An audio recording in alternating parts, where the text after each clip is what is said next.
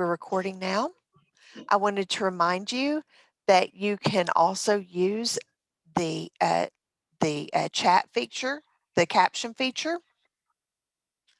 You can click on closed caption and you can make it larger or smaller. It's up to you. Okay, so I'm going to go ahead and introduce myself. My name is Briella Diaz, and I am a Deaf Mentor Coordinator for Tennessee School for the Deaf program, the Deaf Mentor and Parent Advisor program. I'm really thrilled to introduce our special honored guest this evening. Go ahead and introduce yourself. I almost started signing again. My name is Rachel McAnallen, and I am a deaf cure. I live in Burke, Virginia. And so should I stop there or should I keep going? Okay. Oh, we're good. We're good. So we'll get to know you a little bit more, but now just for your name. Our audience may be surprised to see two interpreters. What's up with that? So I'm going to explain that just a little bit. You will see an ASL interpreter and a cued transliterator. The ASL interpreter is the one with the blue wall, and the cued transliterator is the one with the black wall. The purpose is to provide both me and Rachel access for our communication. So if you're curious as to how that works, you just keep watching and you will see and you'll get the gist. Okay, so let's just go ahead and dive in.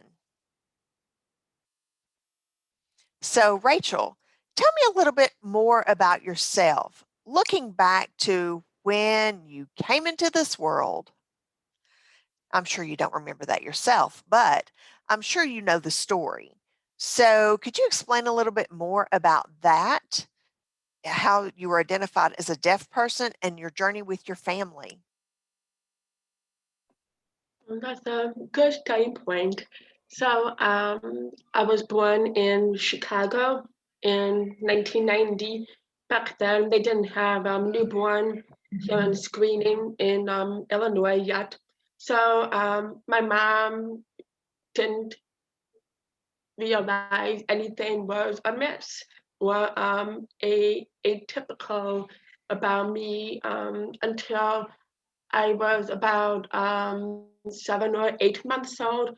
I started babbling like a hearing baby starts to babble around that time. And then she noticed that I stopped babbling shortly after I started. So she was like, And then she was watching other babies and she noticed that, when I was 10 months old, there was another baby named David. I remember his name from the stories my mom has told me. But David's mom would shout, David! When, David was about to go climbing down the stairs or something. And David would stop and he would turn and look at his mom. And my mom thought to herself, Rachel doesn't do that. And then another story she tells is at nap time, where when I would wake up from a nap, she would come in and notice me playing in my crib. And then she would say, oh, hello, Rachel, did you wake up? And I wouldn't turn around or recognize that she was there. So she remembers thinking to herself, oh, that's right, I have to go around so she can see me. And then whoa, that was a huge wake-up moment for her. And she asked my pediatrician to, get my hearing tested, but my pediatrician, waved her up and said, oh, she's just not paying attention. Rachel, Sarah, like he didn't even like remember my name. So and then I noticed him clapping, and I looked at him, and he said, "Oh, see, she hears just fine." So finally, my parents got an ABR test and an auditory brainstem response test when I was 12 months, and they found out that I had severe to profound hearing loss in my right ear, and in my left ear, it was profound deafness. So I got hearing aids. My mom started learning how to sign. And then when I was 18 months old, she went to a picnic with other families and parents there. And another mom approached her and she said, well, I see you're signing with your daughter. Have you ever wondered how, your daughter will learn English? And my mom realized that she didn't know, like she didn't realize that up to that point she had been communicating with me in American Sign Language, not English. So she went to a queuing workshop with my dad, and both of my parents went to the workshop and learned how to queue in one weekend. It typically takes hearing parents or like anyone really one weekend to learn the queuing system. Really? Yeah, yeah, One weekend? yeah. They say 12 hours. They say 12 to 18 hours. Wow. Yeah. Okay. Yeah. So after that, they started queuing with me, and I went from having no English language at 18 months to being age appropriate in language by age 3. And then they found a deaf mentor who knew how to sign, and that deaf mentor came to our house and taught us sign language. And I was always involved with the deaf community where I grew up, and I learned ASL as a second language. And I'm sure you'll have more questions, but I do identify as deaf.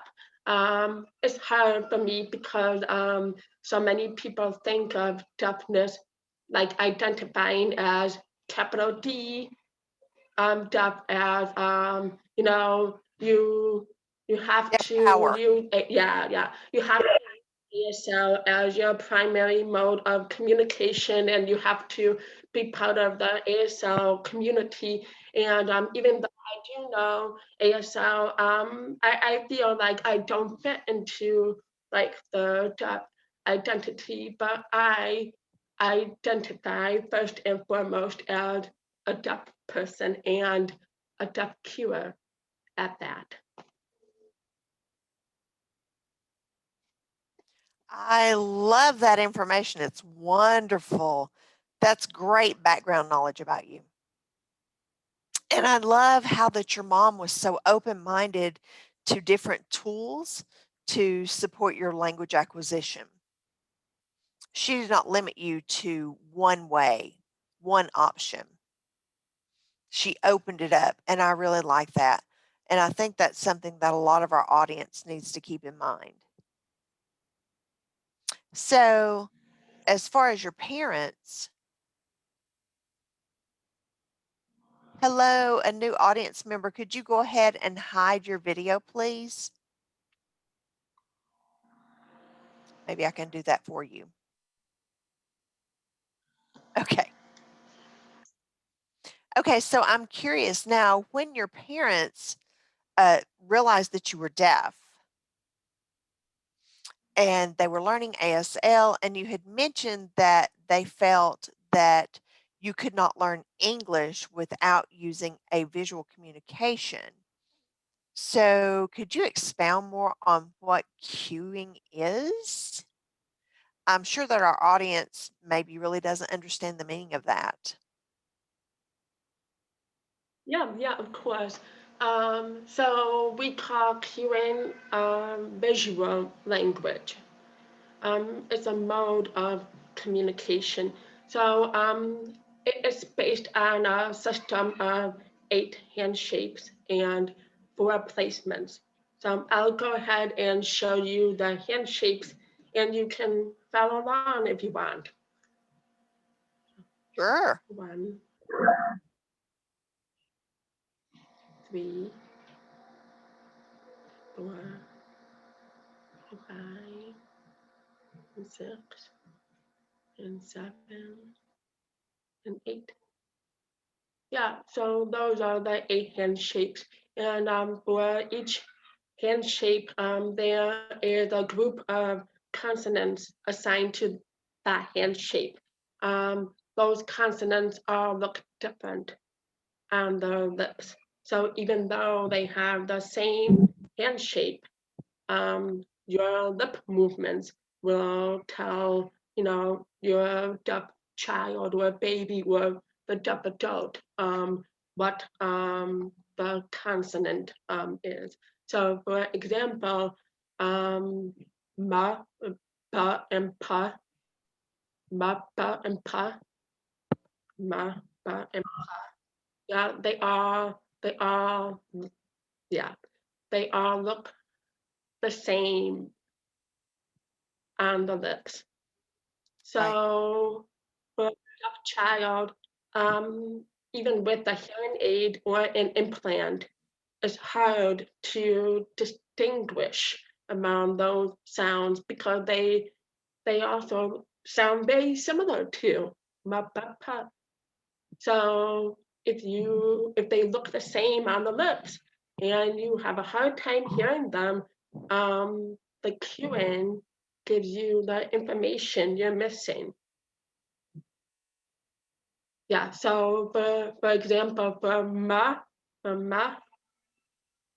that's handshake 5. Ma, ma. Yeah. And for ba, it's handshake 4. Ba, ba, ba, ba, ba, ba, ba. Yeah, ba, ba, ba, ba, ba. And for pa, it's 1. Yeah, yeah. So that helps with words like mat, bat, and pat. You've got the same, it looks the same on the mouth, but this is bat and this is pat. I know I need to learn it. I need to learn it. But I think that I'm understanding a little bit more, which is really helpful for people with lip reading only. Is it helpful for people with lip reading only or for more? Yes, yes. I didn't tell you about the vowels, like English or yeah. So English or Spanish or Vietnamese, like they all have consonants and vowels. So in cueing, the placements represent vowels. So that's why I'm moving my hands around. So look, let's use mat, bat, and pat as an example. The a vowel, the short a vowel is at the throat. So yeah. And when you want to show a consonant by itself without a vowel, you always use the side placement. So for the consonant t, is handshake by at the side by itself. So you combine the consonant with the vowel to cue a morpheme. Like when we talk, we don't talk up the it's. That's talking in phonemes. When we talk like this, like using morphemes, you know. So if I wanted to cue pat, it's handshake one for the pa, and you put it on your throat where the a sound is. Pa, pa, pa, pa. And then pat, pat. Same, yeah. So bat, bat is the same sound at, so bat. And then mat is mat. So like I will show you again. Pat, mat, bat. So now I will do it without my voice. And you can read my lips and my hand shapes, and you can tell me if it's mat, bat, or pat. So I will do it again. Mat, pat. So it looks the same, but I'm saying different words. Yeah. That's incredible. And I understand what you mean about how easy it is to pick it up into 12 to 18 hours because there's only 8 hand shapes and 4 areas right here around the face, but it doesn't matter of becoming fluent though. So that's Exactly. going to be more challenging to pick up. But picking it up, the concept, it's pretty simple. So that's really cool. It's more accessible to learn. Okay, so now I'm just curious how, as queuing benefited you, and would you prefer?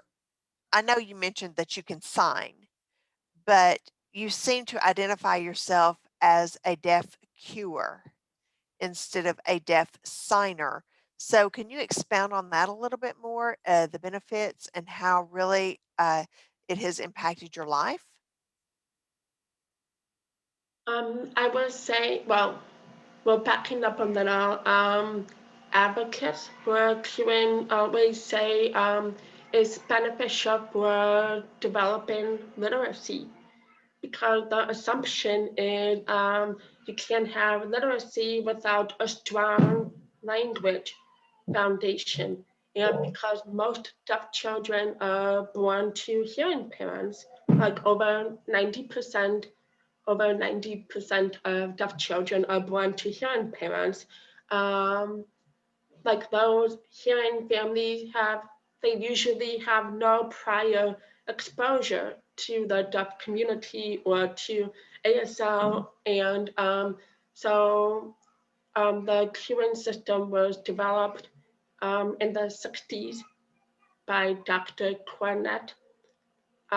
He was working at Gallaudet University, and he noticed that deaf college students at Gallaudet were still reading at reading levels that were comparable to a third or fourth grade hearing student. And that statistic has not changed much over time, but it's not because of sign language. It's not because of that. It's because families are struggling to get their children visual access to language.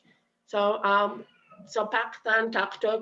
Cornett, he developed curing so deaf children could become literate. But over the years, we have seen the importance of of enabling families to form attachment with their, deaf babies, to feel empowered to be language models, to share their home culture with their children, by modeling their native language like Arabic or Hebrew or English or Spanish or whatever. So how has it benefited me? I was able to develop, loving relationships with my mom and my dad and even my older brother. Like they all learned how to cue English. So I always felt like I had access, like sitting around the dinner table. I knew, what they were talking about. I could laugh at the same jokes they were telling. I felt like they felt like they didn't have to edit their conversations because they didn't know enough sign language to have that conversation. So because cueing is based on your home language, you can cue anything you want in that language and not feel like you have to struggle with learning a different language at the same time your child is identified.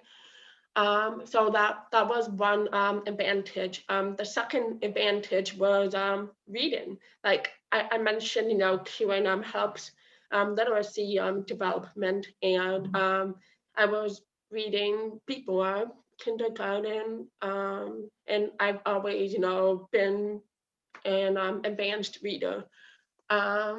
And you see, so yeah, those are the two primary benefits of QN. And of course, we have a very close-knit QN community. We call ourselves the community. Yeah. Haha, funny pun.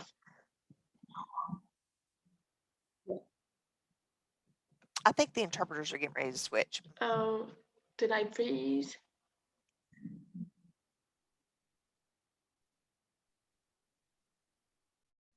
And so, Sarah, you're spotlighted, so you can be seen. Rachel's frozen. Okay, I can see you. Can you see us, Rachel?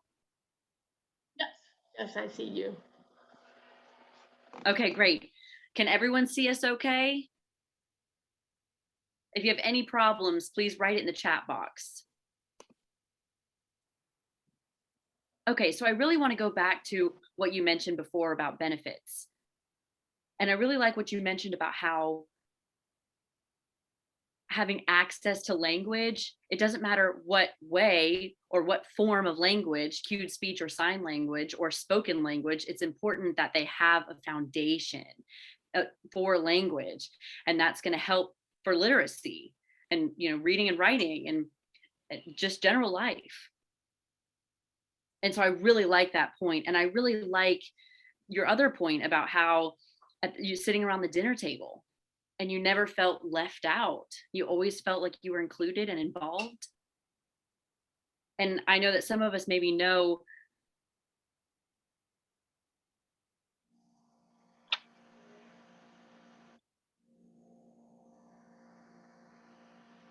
Dinner table syndrome.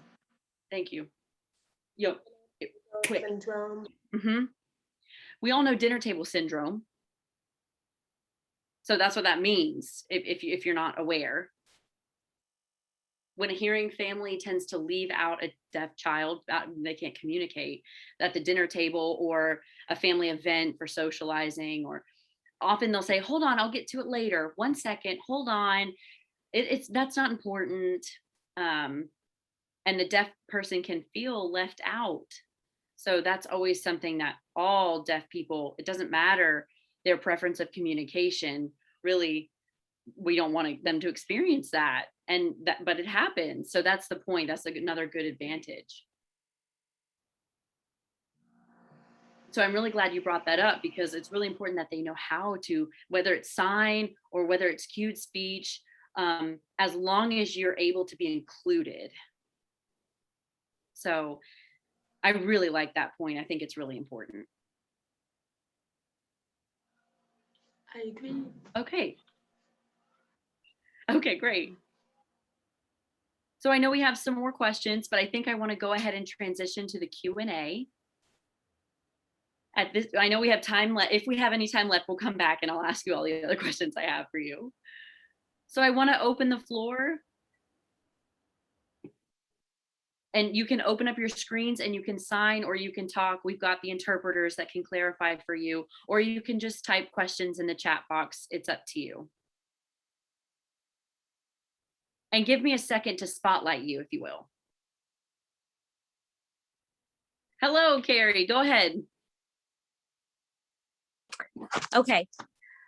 My question is, in the example, when you did the down here, that's based on the sound and so if I'm just curious how one would learn the sound if they don't have access to hearing.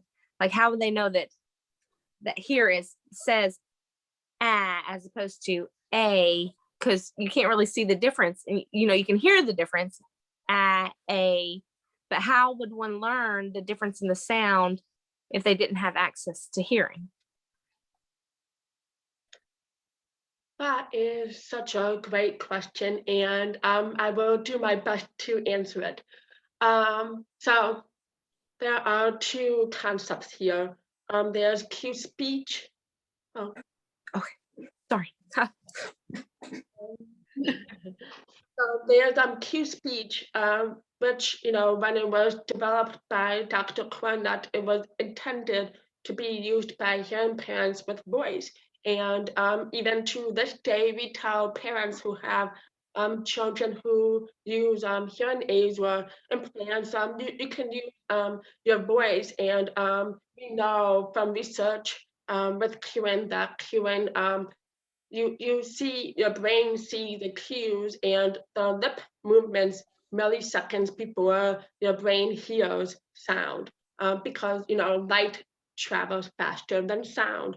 So what the cueing does for children who have implants is that it tells their brain, get ready, you're about to hear an and then milliseconds later they hear the but that's not what your question was about. Your question was the opposite scenario, like, what do profoundly deaf children without any access to sound, even with an implant or hearing aid, like, what do they hear? Or what do they experience when they see cueing? And the answer is they did MRI studies with native deaf adult cuers who were also profoundly deaf, and they found that when they watched someone cue, the same part of the brain that processes spoken language was still being activated. Like, that's shocking, yeah.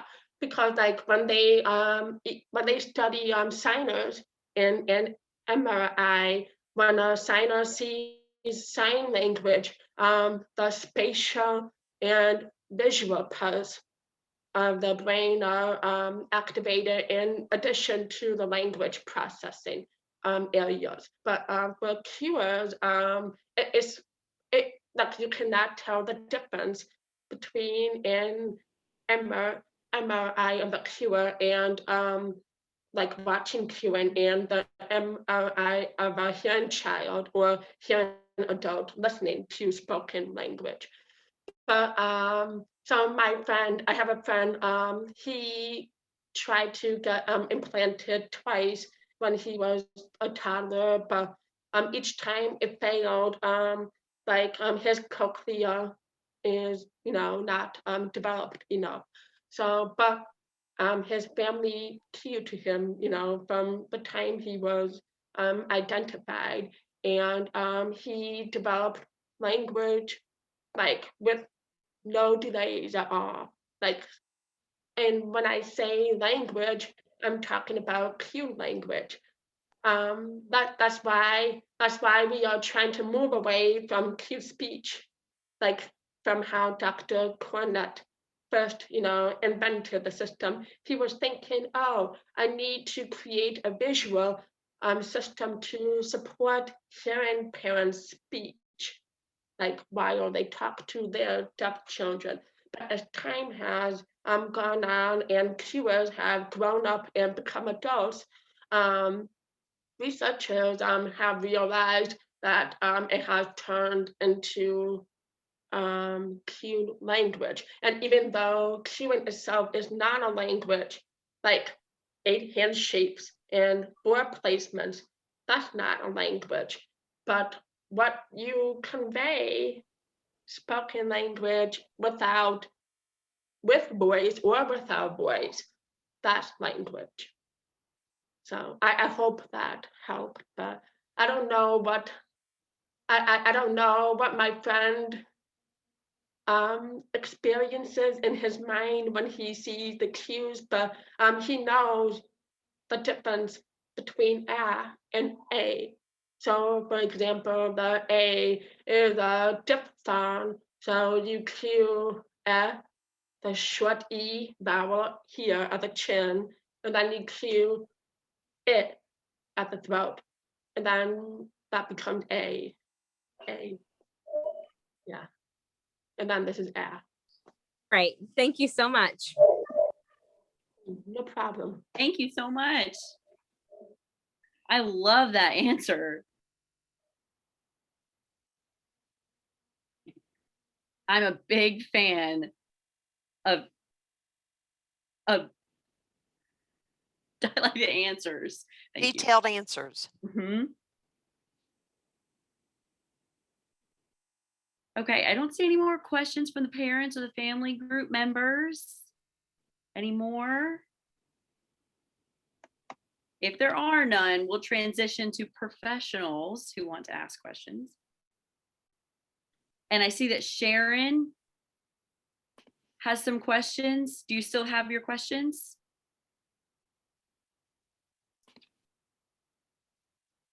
Go ahead.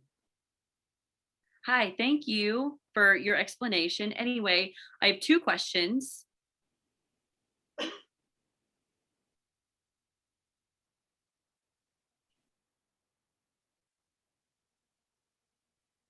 Are you comfortable socializing with friends in ASL or cued speech? Or do you have friends who only sign? Or is it mostly both? Or cued speech and ASL? What's your experience? Great question. So I have friends from all different groups. Like I have friends who only. Oh, I'm sorry. Should I voice on the interpreter voice for me? The interpreter voice. Okay. I'll turn my voice off. Okay. Okay, so I'll explain that I have 3 kind of groups of friends. One group is hearing, they don't really know a lot of sign language. And I try to use my implants or my hearing aids to hear and interact with them. Second group, or I have hearing friends who learned how to cued speech with me or they sign with me. So they're learning and they're fascinated by it. So they're willing to learn. And I think it's because they saw me in class with a cued speech transliterator. And they thought, oh, what is that? That's so interesting. And they noticed that. And what are they doing with their hands? Like that, they're not using both hands. And realized that it was different. So they started to pick it up since they noticed that about my journey. I have another group of friends who are deaf friends, and they don't know sign language. So when I first met I showed what cued speech looked like. And I felt like they were kind of judging me almost, or, oh, Robin, can you take over? It froze. They said that she was better than me. Hang on just 1 second. I have to change interpreters. Froze for 1 second.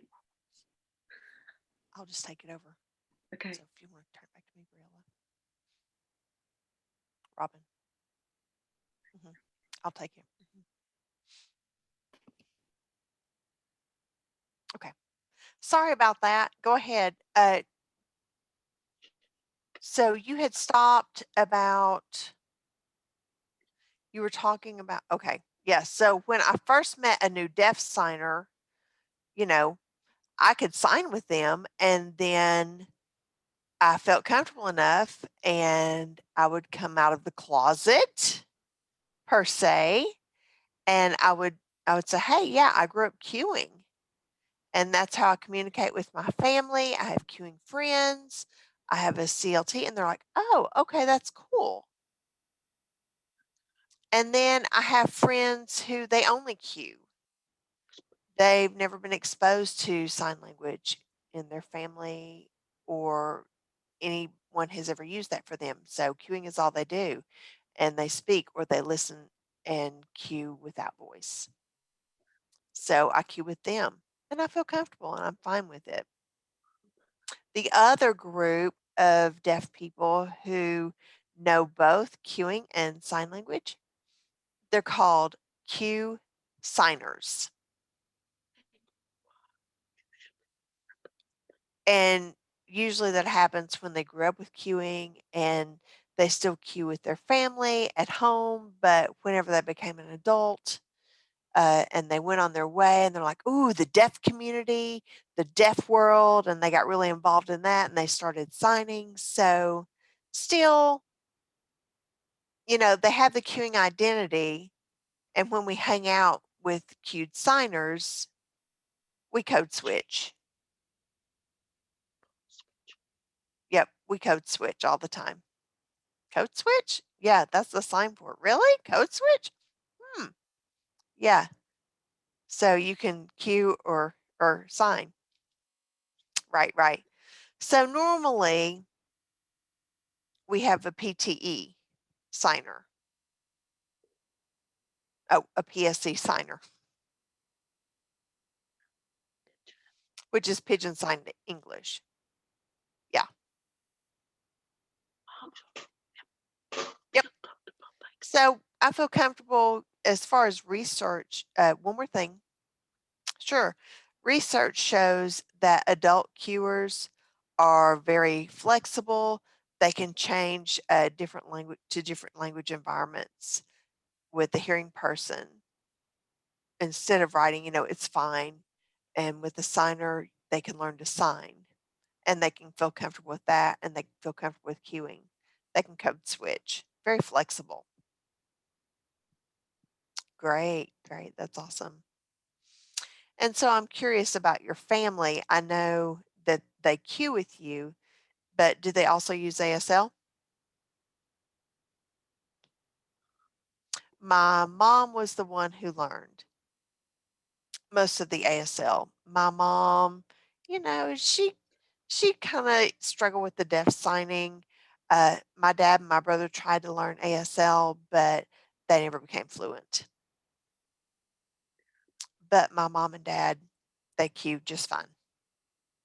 Thank you. Thanks so much, Sharon. Okay, are there any other questions? Again, you can open your screen or type it in the chat, and I'll be glad to sign it for you. I have a question. Sure, come ahead. I will voice for myself now. Okay. I noticed that a lot of audiologists in the crowd. So what got you guys interested in coming to this event?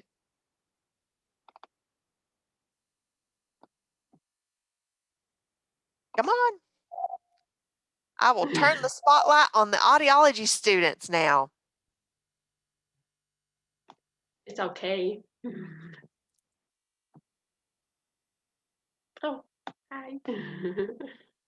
Oh, Hi. you're such a brave soul. My name's Hannah. I'm a second year student at SUNY Buffalo. I'm currently taking a cochlear implant class, and our professor sends us emails about the events, and I always like to attend. I used to work at St. Mary's School for the Deaf 2 years ago, and I still like to stay involved in what's going on, and I like to learn more about anything, and this was very interesting to learn about. So thank you for today. Yeah, no problem. Are there any parents in the audience?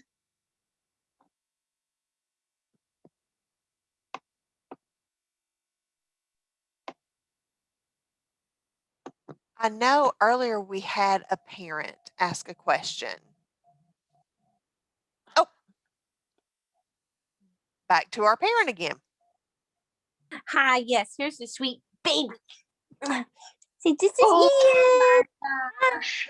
Hi. Hi. See, I just had a bath and I'm done. And now I'm here to talk. So I was really excited to see Briella. He like pointed at my phone and say, Briella, say hi. Say hi. No, not now. Anyway, so I feel like one comment you made about how your mom was the one who mostly learned sign and that your dad and your brother Q. I am in a similar situation and that I'm the one learning sign. Ian, my son, he is fluent, not fluent, I shouldn't say fluent. ASL is his first language, and that's how we communicate. And so my husband works a lot, and if I'm real honest, I don't feel that he is like motivated. Like he doesn't want to go back to school. Not talking about ASL, but he stated that he doesn't want to go back to school. And I feel like I am in school right now for ASL. I'm like learning the language, the culture, and I want to. And so knowing that he doesn't want to go back to school, I feel like might be part of why I get resistance from him to devote the time to learning.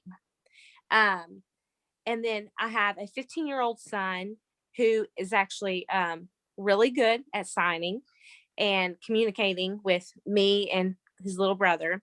And then I have a 7-year-old son who is more resistant to learning sign. But I feel like maybe if this cued speech is like so quick to be learned, like maybe it's something that could benefit us in some way. But so I'm really thankful for you sharing your story. And let me see, because I've seen videos on cute speech, but I didn't really understand it. I was like, again, how can you know what the sounds make if you can't hear the sounds? But anyways, I think I'm gonna look into it a little bit more. So thank you. No problem. Okay. I was going to say my dad worked a lot too. He was a partner at a consulting firm. Yeah, I get it. I work full time too, and my husband does, and we're raising 3 children who are hearing.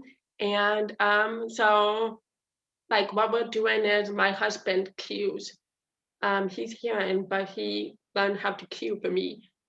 He didn't know how to cue or sign when we first met, so he just learned it quickly. And then I sign with our children. So my children know some sign language, but with my 5-year-old, I was thinking about your 7-year-old. Carrie, was it? Yeah, Carrie. And so my 5-year-old is just getting to the point where he can like decode the words. Like when I say decode, like he can break them down in his head into those consonant vowel pairs, and he's starting to cue expressively now. And my 2-year-old, he is cue babbling still. So what it looks like it doesn't really like make sense yet, but he understands that It's we developing. cue we cue but we want to use sound. Oh no, it's fine. Anyway, and then we sign when we want to show like concepts, and so that's how they understand it. So I want to say that I know your husband doesn't want to go back to school, but there is a free online class called Q College, and it's a self-paced class. So like anyone who wants to learn how to Q can take the class for free if they have a deaf child. And yeah, and then after that class, it's mostly about, going to a Q camp. Like we have Q camps. Like usually when there's not a pandemic, you can go to one of the 4 or 5 camps. We have one in Chicago and North Carolina. Actually, someone is here. Her name is Courtney, and she helps run the Q Camp Cheerio. And I'm sorry, it's actually Spring Camp Cheerio because they have families who sign and families who queue and families who are LSL only. So it's just a camp for families of all modalities to come together. Yeah, it's wonderful. And there's another one in Maine, and then there's one in Virginia.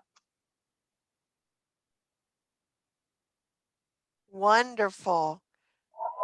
I wanted to ask about how our audience could learn to Q, and you had mentioned that there's Q College. And if anyone would like information on that, I'm sure I can get some resources sent out after this meeting tonight. We're nearing the end of our time.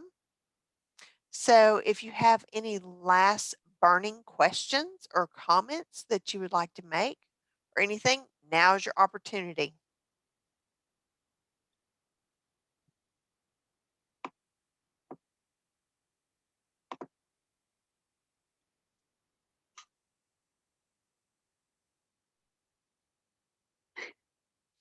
Come on, Sorry. Carrie. What you got?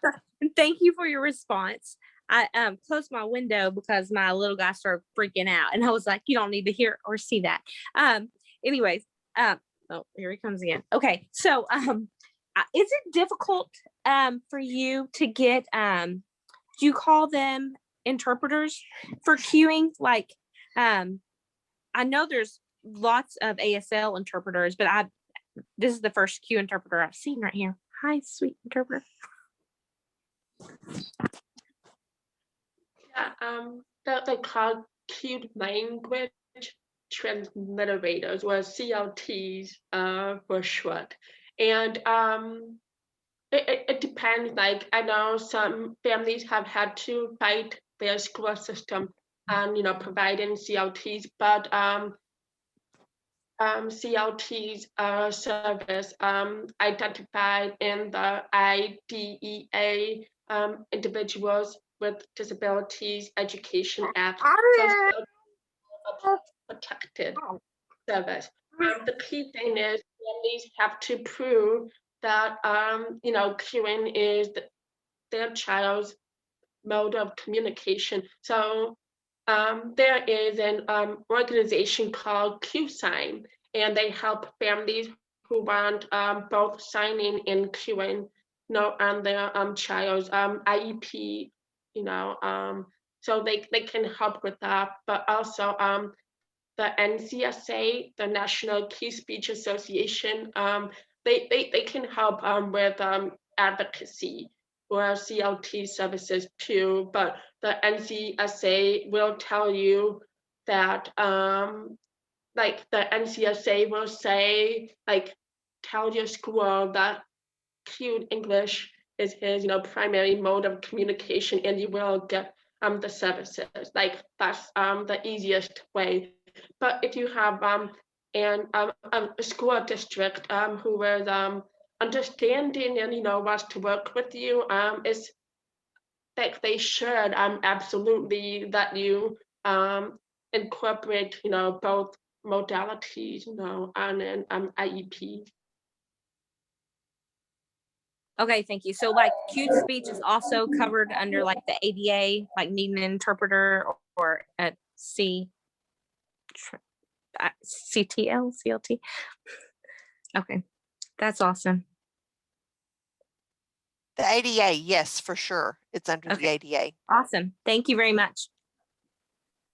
It's a good question. Sometimes families are worried about using a mode of communication that is not well supported or defensible, legally. But I want to reassure you that it is, defensible and supported by case law, and we have school systems using cued language in Virginia and Illinois. Actually, the Illinois School for the Deaf, they use a bilingual cued American English and American Sign Language program. So there is definitely precedent for using cueing in schools and also at work. I have a CLT at work. She's on call. She is, and we have CLT agencies. We have cueing resources and a cueing infrastructure, but it is growing very quickly, and we need more people. And it's the same thing with interpreters. Like we need more qualified interpreters. It's something we all have to struggle with.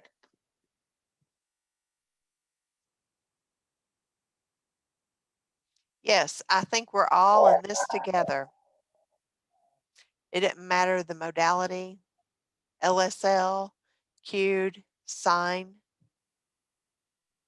What's important is that we all work together because we're all deaf and there's no one way a deaf person. We are all standing together with each other.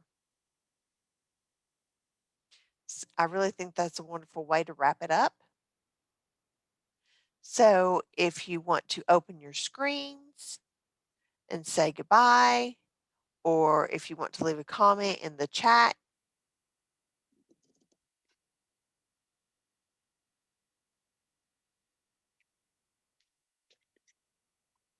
So nice to see you all. Bye-bye. Thank you, thank you, thank you.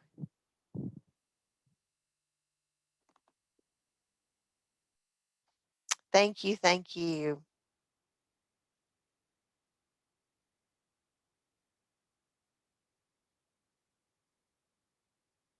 Interpreters, thank you. You are the champs.